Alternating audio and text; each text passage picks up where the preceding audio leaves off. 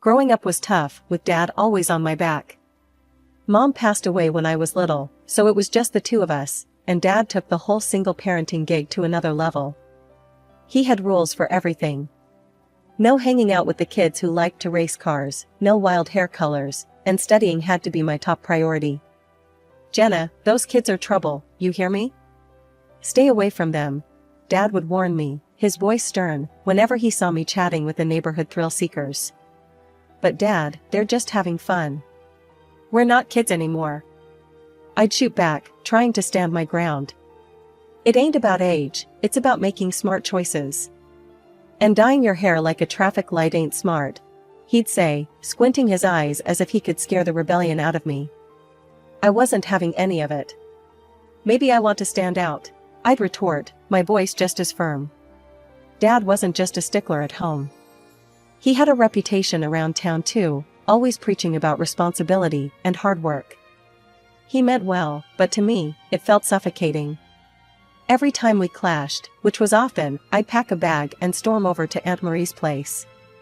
She was Dad's younger sister, lived a few blocks away, and was the exact opposite of him, easygoing and always with a smile. "Aunt Marie, why can't he just chill out?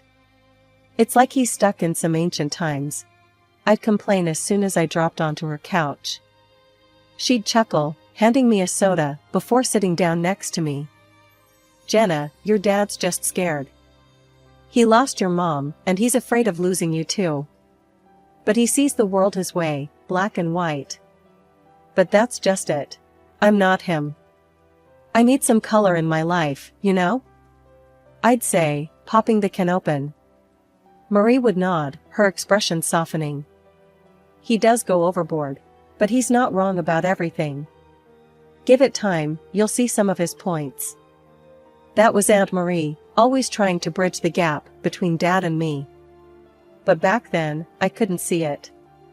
All I knew was that I wanted out. So, as soon as high school was over, I grabbed my chance. Thanks to my grades, I landed a scholarship and went off to college, leaving my hometown, and Dad, behind. College was freedom. For the first time, I made my own decisions without anyone looming over me. I dyed my hair purple, stayed out late, and, yes, even got involved with a group that loved street racing. But I kept my head in the books. I wasn't about to waste the scholarship or the opportunities one had fought so hard for. After 4 years of hard work and a fair share of fun, I graduated with a degree in accounting and a job offer from a respected firm in the city. My boss, Mr. Thompson, was a tough guy but fair, much like Dad and his expectations, but without the personal judgment. When I met Mike, it felt like hitting the jackpot.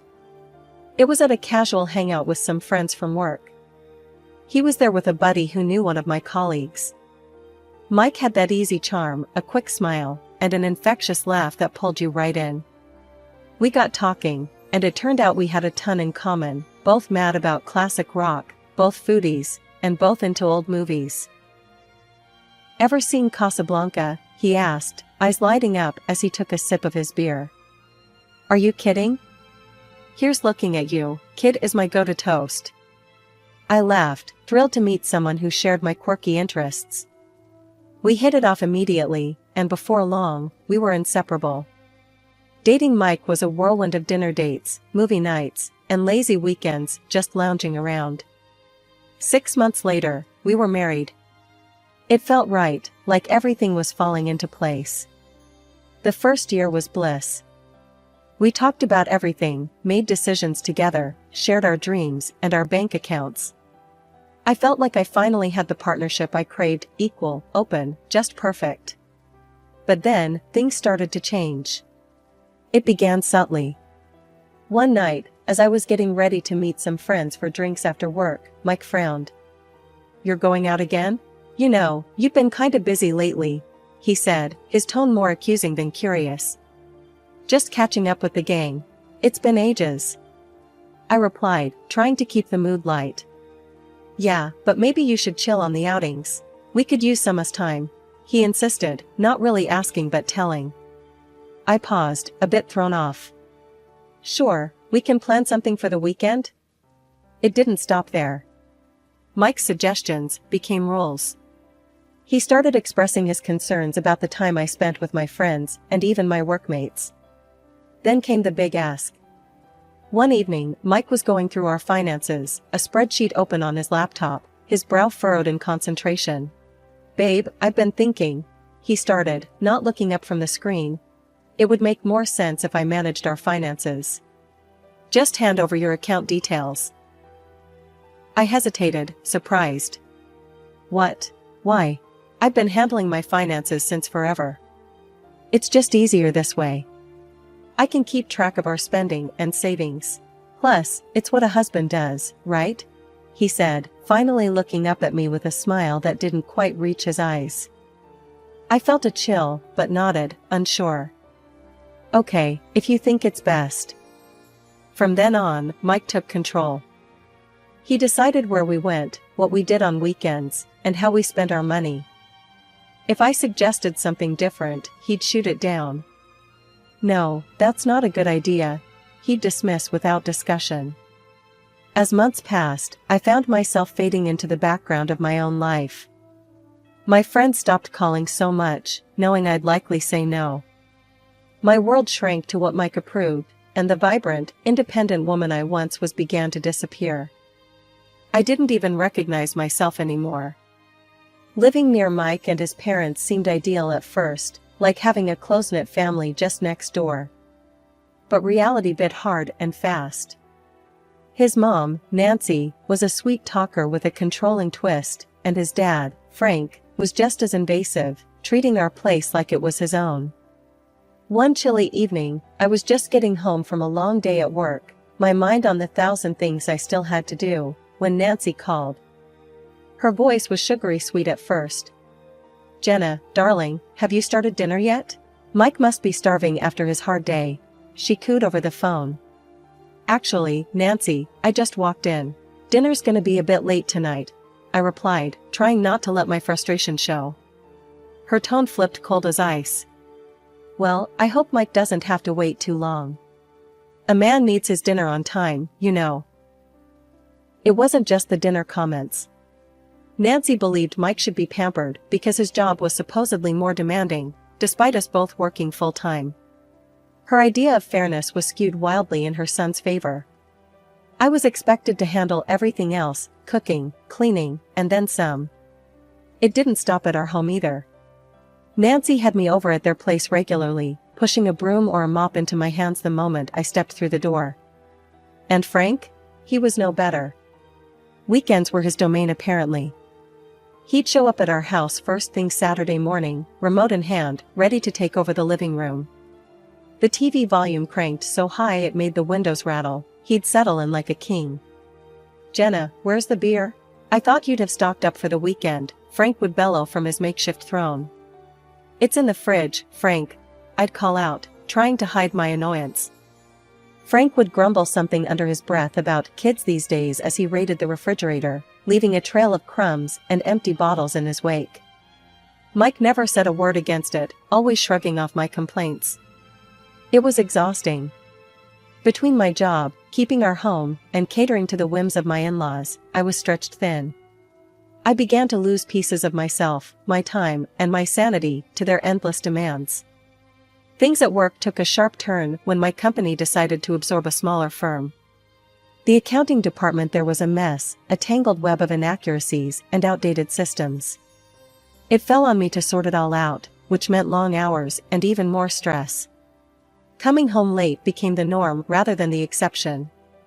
One particularly grueling evening, I got home to find Mike lounging on the sofa, flipping through channels, the dinner table untouched and empty. "Where's dinner? You know I get hungry after work," he complained without even looking my way. I dropped my bag, my patience worn thin. "Mike, you know what's been going on at work. You were here first, why couldn't you have made something?" He laughed, a harsh, mocking sound that filled the room. "Me, cook dinner? That's women's work, Jenna. I'm not about to start playing house husband."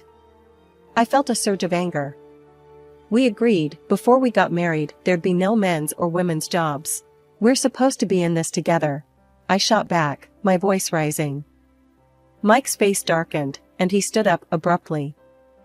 "I don't have time for this nonsense," he snapped, grabbing his keys off the counter. "Where are you going?" I demanded, but he was already heading for the door. "Out. Away from this." He threw over his shoulder, and then he was gone. He disappeared for days. No calls, no texts, just silence. I was left alone, wrestling with my escalating workload and the crumbling facade of my marriage. When he finally came back, he acted as if nothing had happened, ignoring the strain and tension between us. Around that time, I received some good news at work. My efforts hadn't gone unnoticed, and I was promoted with a significant salary increase. I was over the moon, until I shared it with Mike. "That's great, babe," he said, a too quick smile flashing across his face. "Guess what? I'll quit in a week. No point in working now that you're making enough for both of us." I stared at him, stunned. "What? Mike, we need to discuss this together?" He shrugged, completely unconcerned. "You're making plenty. I can finally relax a bit." The next day, I went to work early, the weight of my thoughts heavier than ever. I stayed late again, my mind buzzing with figures and files, but also with a growing resolve. When I finally got home, Mike was waiting, his expression sour. "You're late again. Where's dinner?" he started in immediately. I took a deep breath, my decision clear in my mind. "Mike, we need to talk. This isn't working. I can't be the only one trying here." He scoffed, crossing his arms. "So what are you saying? You want a medal for working hard? Come off it, Jenna." "No, I want a partner. Someone who stands with me, not on me," I said, my voice steady despite the storm inside. Mike looked at me, really looked, and for a moment, I thought I saw a flicker of understanding. But then it was gone, replaced by the stubborn set of his jaw. "If you can't handle this, maybe you shouldn't have taken that promotion," he retorted coldly. Then he grabbed his jacket and slammed the door behind him. 9 months had slipped by, months where I found myself trapped in a life I never envisioned. Mike never went back to work. Instead, he filled his days meeting with friends and often stumbled home late, reeking of booze. Each time I dared to question him, he'd explode in anger, retreating to the sanctity of his parents' home where he was still treated like a child rather than a grown man. "You're being too hard on him, Jenna. You should be supporting your husband, not tearing him down." Nancy, his mother, would screech over the phone whenever he ran off to them. "I'm supporting the whole family, Nancy. What more do you want from me?" I'd shoot back, my patience worn to nothing. It wasn't just supporting Mike, his parents had grown dependent on me too. Small amounts of money were frequently requested, money for groceries, money for bills. It seemed their hands were always outstretched, waiting for me to fill them. Her only response was to hang up, leaving me fuming and helpless. One day, amidst this ongoing storm, I received a call that shattered the uneasy calm. Aunt Marie's voice was soft but strained as she relayed the news of Dad's passing. My world stopped. The last time we spoke, we had argued, silly things, youthful pride clashing with his rigid ways. I never got the chance to make peace. "Can you come with me to the funeral?" I asked Mike, a desperate plea for some semblance of support. He barely glanced up from the TV. "Nah, I can't handle funerals. You go handle it," he muttered, dismissing my need with a wave of his hand. So, I went alone. The funeral was a blur, faces of family and friends I hadn't seen in years, all mourning the man who raised me alone. But it was after, while sitting in Dad's lawyer's office, that reality hit hard. Dad had left me everything, his house and savings, a total of $250,000. Tears streamed down my face as I realized, despite our differences, Dad had been preparing me for a future, perhaps knowing I'd need a way out someday. That night, in the quiet of my childhood home, I thumbed through old photo albums. Pictures of me in rebellious outfits, with bright hair and brighter smiles, all screamed of a girl who dreamed of freedom. I had traded those dreams for security, only to end up more caged than ever. As dawn broke, clarity came with it. It was time for a change, a big one. The money and the house, it wasn't just an inheritance, it was my ticket to a new life, a chance to rediscover the fierce girl who once believed she could conquer the world. I need to do this, not just for me, but for the woman Dad believed I could be, I whispered to myself, a vow in the still morning air. When I walked through the door of what used to be our shared home, the air was thick with expectation. Mike and his parents were already waiting, like vultures perched for the kill. Their eyes lit up with a mix of greed and curiosity as they spotted me. "So, Jenna, how much did old Hal leave you?" Mike asked, his voice dripping with feigned concern. I hesitated, clutching the documents a little tighter. Before I could reply, Mike snatched the papers right from my hands. As he scanned the figures, a triumphant grin spread across his face. $250,000, he exclaimed, turning to his parents, who immediately began to buzz with excitement. His mother, Nancy, clapped her hands together. "Oh, that will cover a lovely vacation for us all. How about Italy? Or maybe a cruise?" Frank was already nodding in agreement. "And we need new furniture. Something nice, something grand," he chimed in. Mike, not to be outdone in the dreaming, banged his fist on the table. "It's settled then. I'm getting a new car. It's about time I rode in style." I stood there, stunned into silence for a moment, as they carried on, planning as if I wasn't even in the room. Gathering my courage, I finally spoke up. "Listen up, all of you. This is my inheritance, not yours. I decide how it's spent, not you," I said, my voice firm, louder than I felt. Mike whirled on me, his face twisted in anger. "You think you're in charge here? Keep talking like that, and I'll divorce you so fast it'll make your head spin."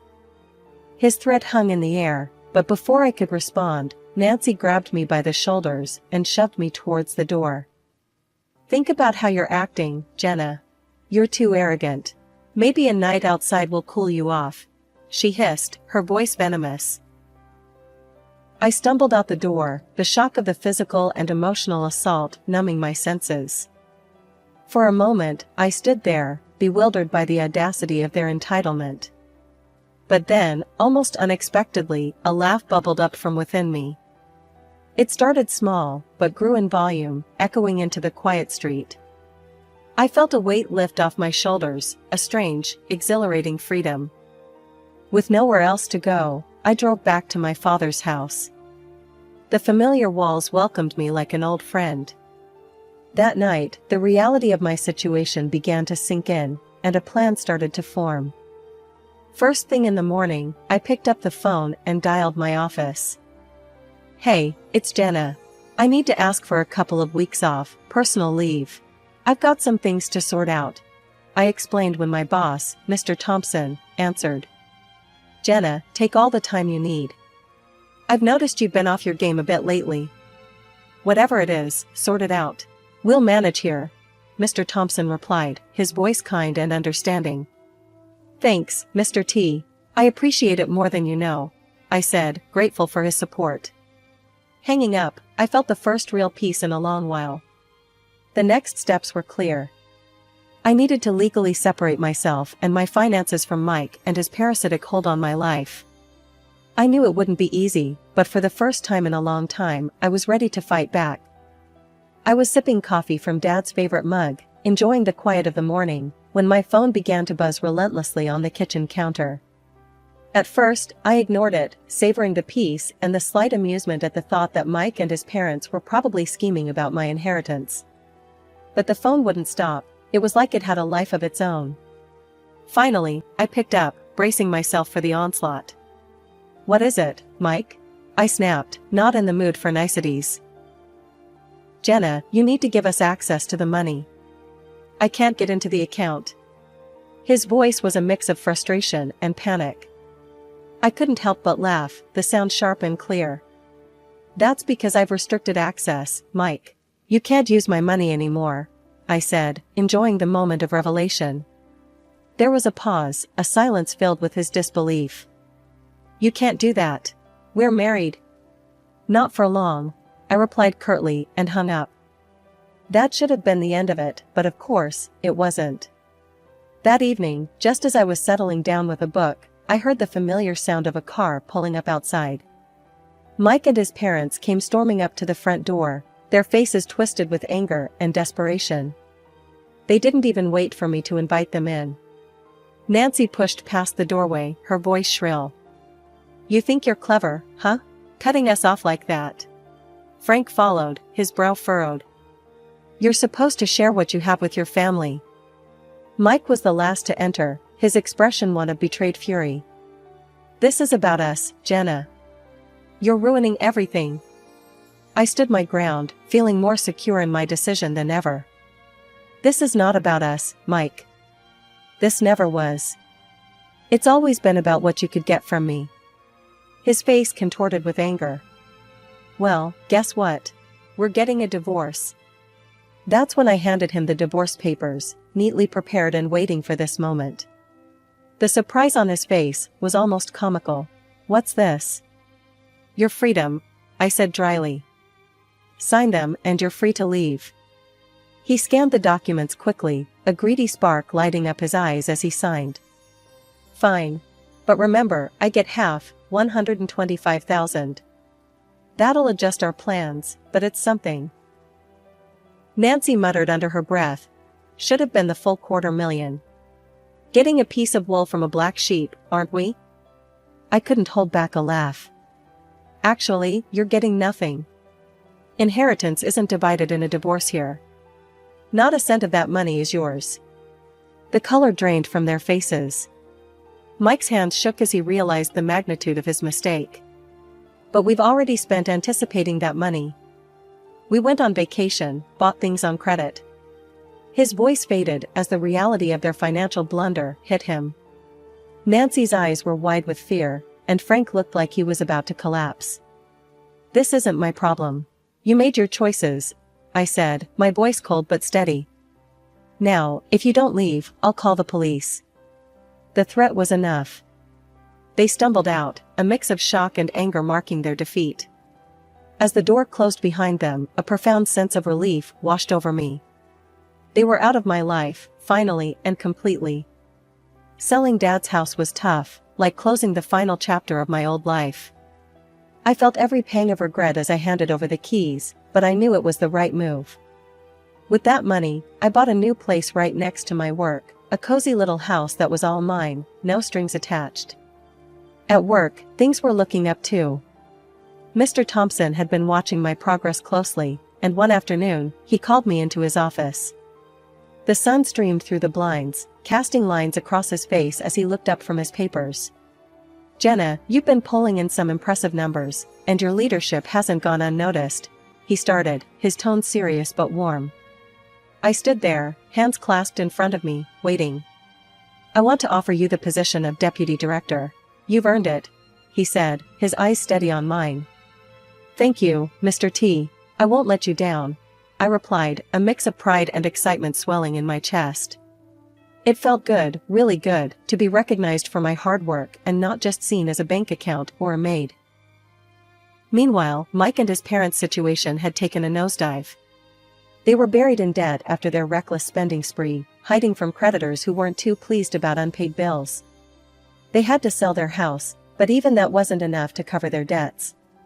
Last I heard, they were cramped in a small rented apartment, all of them working odd jobs, just to make ends meet. One evening, my phone rang, and Mike's name flashed on the screen. Curiosity got the better of me, and I answered. "Jenna, listen, I've been thinking a lot," he started, his voice shaky. "I made a mistake. A big one. I want to make things right. Maybe start over?" I couldn't help but laugh, not a joyful laugh, but one tinged with disbelief. "Start over? Mike, do you even hear yourself?" I know it sounds crazy, but I've changed, Jenna," he insisted, desperation clear in his voice. "Changed? Mike, you only call when you're out of money or options. You don't need a restart. You need a reality check," I shot back, my patience thin. And with that, I hung up. I realized then that I was truly free, not just from Mike, but from the hold his family had on me, from the life I was forced into. Now, I really understand what Dad tried to teach me all those years. He knew the value of standing on your own, of making tough decisions for the sake of your future. I only wish I could tell him he was right, share a moment of reconciliation.